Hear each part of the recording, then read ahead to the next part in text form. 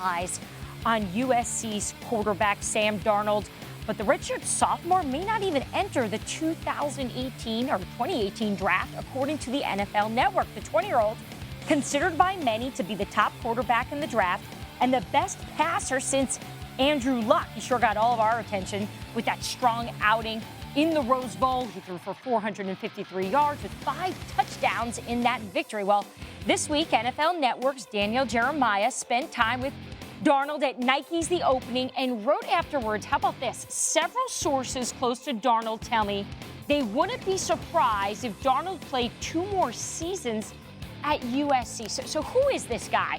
Well, he took over as USC starter in late September and was the catalyst for a 9-game win streak to close the season. Mel Kiper Jr. released his first 2018 big board after the 2017 draft, and the draft guru has Darnold as the top overall prospect. 3 of Kiper's top 7 prospects, by the way, are quarterbacks, so that's interesting. Now, we know Mel and Todd, right? They don't agree on much, so it's even more impressive that McShay also has Darnold first overall in his 2018 mock draft. He also projects the 20-year-old to the Cleveland Browns. So we think that this is a great topic worth diving into. So, guys, it's a long time between now and next year's draft. But, Darren, as a player, would it surprise you if he decides to stay in school?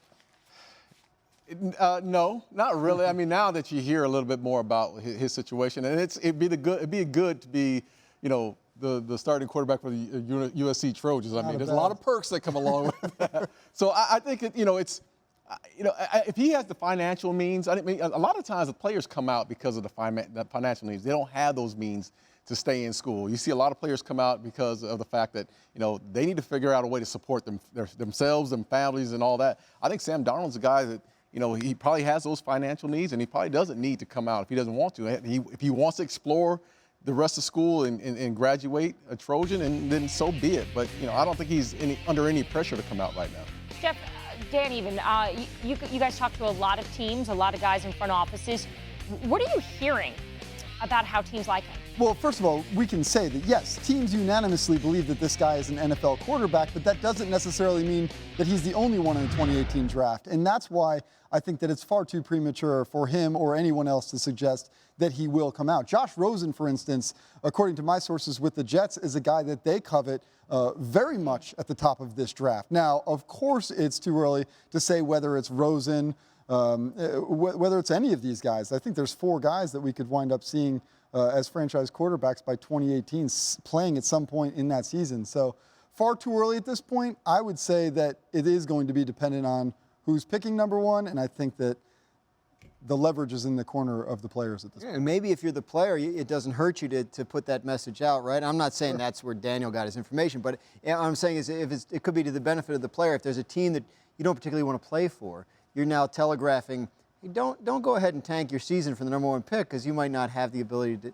to take me. But I think Jeff's point about a lot has to happen yet is a good one, too. I mean, this guy's played 1 season. A year ago, you would not have forecast Mitchell Trubisky as the number 2 pick in this year's draft. He hadn't played at all. Right. We don't know what the landscape is going to look like next April. NFL teams are very, very high on next year's quarterback class, but of course, an entire college football season still has to happen to validate all those opinions about these guys. And if Sam Darnold went out and played poorly or got hurt, all of a sudden he may not look like the number 1 overall pick or one of the top 2 or 3. But these are big decisions that have major impact. That's the risk you take. I mean, as a quarterback in college football, I mean, if the path is set out there to be a first-round pick in the NFL draft, and you're taking that chance of staying in school and risking injury, I mean, every game is not promised to you. I mean, every time you step out on that field, something could absolutely happen to you. So why take that chance? Sam Bradford went back, got hurt, still went number 1. Andrew Luck went back, didn't get hurt, went number 1. I mean, think about the effect these decisions have. Andrew Luck decides in 2011 not to enter the draft and go back for his senior year at Stanford. Had he entered that draft, the Panthers would have taken him number 1. right? The Cam Newton could have been a Buffalo Bill or a Cincinnati Bengal. The following year, the Colts might have brought back Peyton Manning. I mean, it's amazing the way teams can make their plans around these things and how it can affect them. So if you go next year and you're saying there's 3 or 4 quarterbacks in this year's draft that everybody loves, now all of a sudden it's only 2 or 3, that can have a major impact at the top of the From draft. a player's perspective at this point, too, though, don't you want to get to that second contract? Because you're not making, I mean, you're making good money if you're the #1 overall pick. No question about it.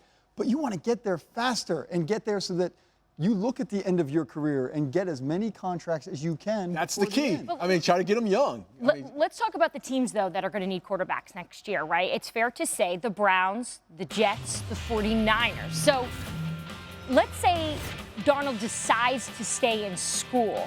Which team does this hurt the most for next season without having him as their top choice as a quarterback? Well, let's consider the fact that the Browns will be looking at DeShone Kizer this season. Yeah. Let's think about the fact that if the Redskins don't lock up Kirk Cousins, Kyle Shanahan will be having his eye on him.